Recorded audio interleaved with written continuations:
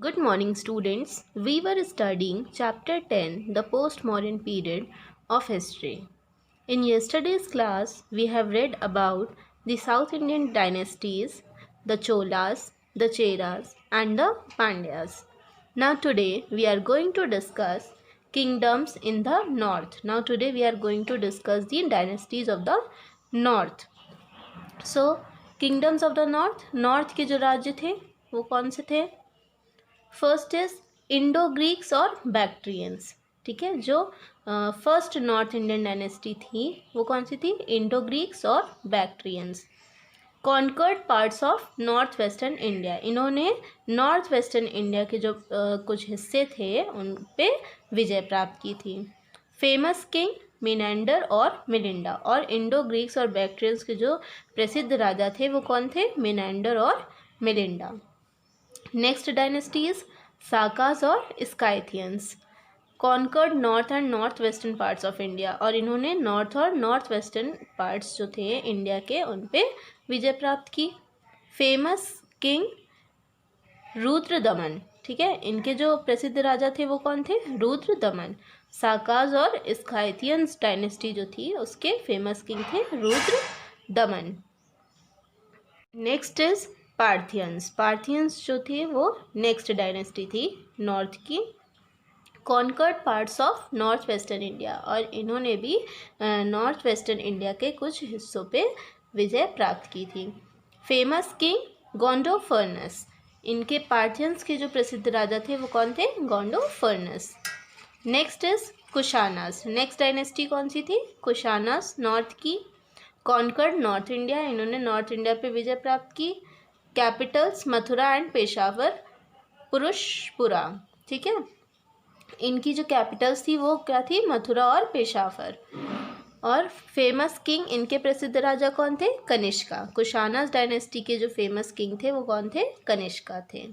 So as you have seen the kingdoms of north, Indo Greeks और Bactrians, Sakas और Scythians, Parthians और Kushanas. We will now take a closer look at the kingdoms that ruled north and northwestern India in the postmodern period. अब हम करीब से देखेंगे कि जो किंगडम्स थे, जो राज्य थे जिन्होंने नॉर्थ और नॉर्थ वेस्टर्न इंडिया को रूल किया था पोस्ट मॉडर्न पीरियड में। ठीक है, उनके बारे में अब हम डिटेल में पढ़ेंगे। सो इंडो ग्रीक्स और द बैक्ट्रियंस, सबसे पहले हम लोग इंडो ग्रीक्स और बैक्ट्रियंस के बारे में पढ़ेंगे। The first among the ruling dynasties of the north were the Indo-Greeks और the Bactrians। जो सबसे पहली रूलिंग डायनेस्टी थी नॉर्थ की वो कौन सी थी? इंडो-ग्रीक्स, जिन्हें बैक्ट्रियंस भी कहते थे।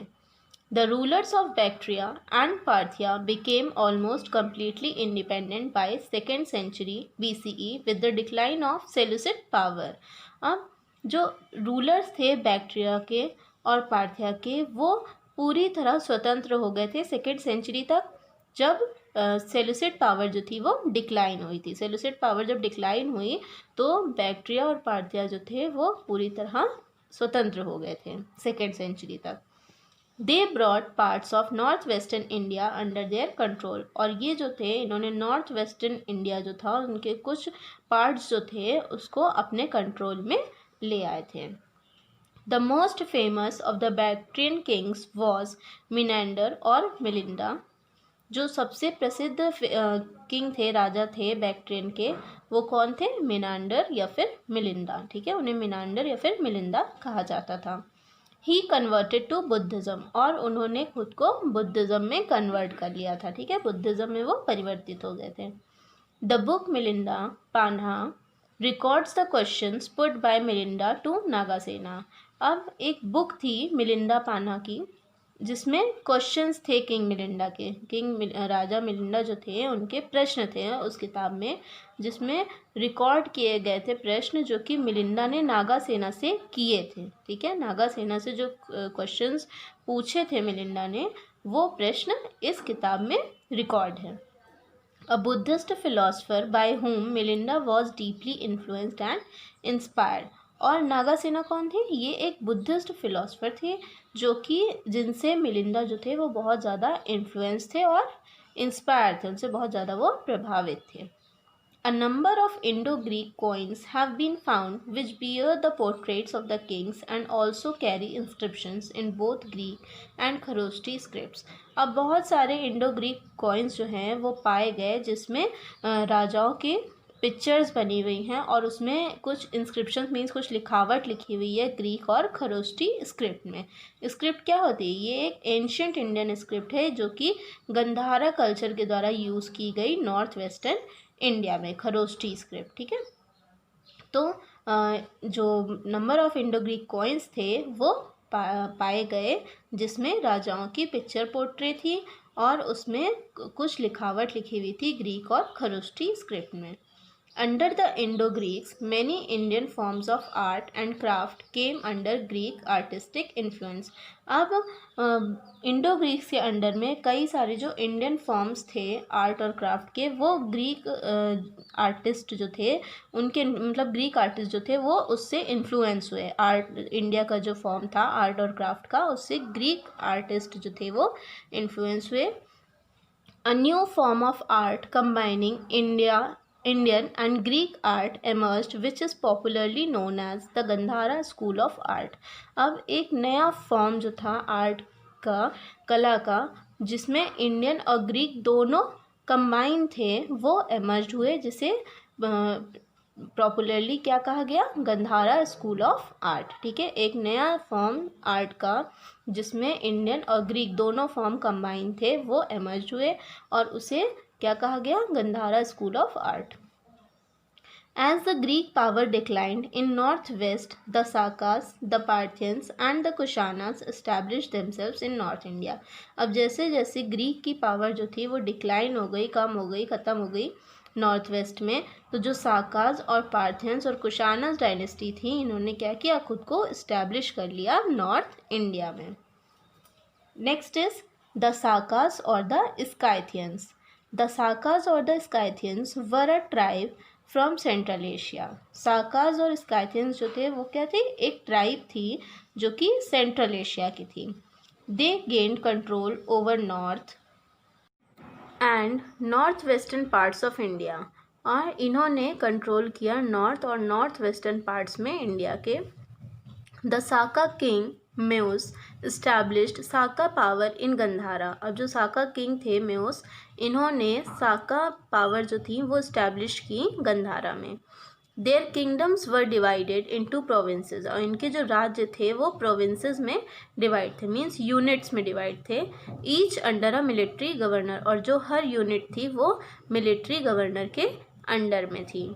The provinces were further divided and placed under satraps governors, और ये जो प्रोविंसेस थे ये आगे चल के और भी डिवाइड किए गए और जो सत्रप्स होते थे, गवर्नर्स होते थे, उन्हीं के अंडर में रखे गए। The most famous of the Saka Kings was Rudra दमन, और जो सबसे प्रसिद्ध साका किंग थे वो कौन थे? रुद्र दमन।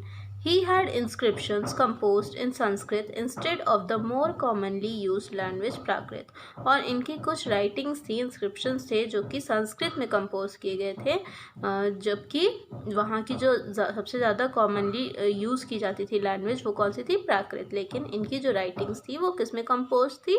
संस्कृत में। Next is the Parthians.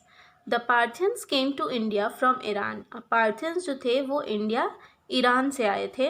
They ruled over a part of north western India, और इन्होंने नॉर्थ वेस्टर्न इंडिया के पार्ट्स में रूल किया। The most famous of the Parthian kings was Gondophernes, और जो सबसे प्रसिद्ध राजा थे पार्थियन के वो कौन थे? Gondophernes. It is said that during this period the Christian Saint Thomas visited India and spread Christianity, और ये कहा जाता है कि इस समय में जो क्रिश्चियन सेंट थे, क्रिश्चियन संत जो थे सेंट थॉमस, वो इंडिया विजिट किए थे और इन्होंने क्रिश्चियनिटी स्प्रेड की थी, क्रिश्चियनिटी को फैलाया था। Next is the Kushanas. In 1st century CE, the Kushanas emerged as strong rulers of a great empire in North India. अब 1st century में कुशानास जो थे वो emerge हुए as a strong ruler, वो एक ताकतवर रूलर्स थे और एक महान एम्पायर के जो कि नॉर्थ इंडिया में था। Their vast empire had 2 capitals, और इनका जो बड़ा साम्राज्य था उसकी 2 कैपिटल्स थी। First was Mathura and the second was Purushapura. जो पहली कैपिटल थी वो मथुरा थी और दूसरी जो थी वो पुरुषपुरा थी। Now modern day Peshawar located in Pakistan, जो कि अब पेशावर में है, जो कि पाकिस्तान में स्थित है। The most famous Kushana ruler was Kanishka, और जो सबसे प्रसिद्ध कुशाना रूलर थे वो कौन थे? Kanishka. He was a follower of Buddhism, और ये जो थे ये बुद्धिज़्म धर्म को फॉलो करते थे।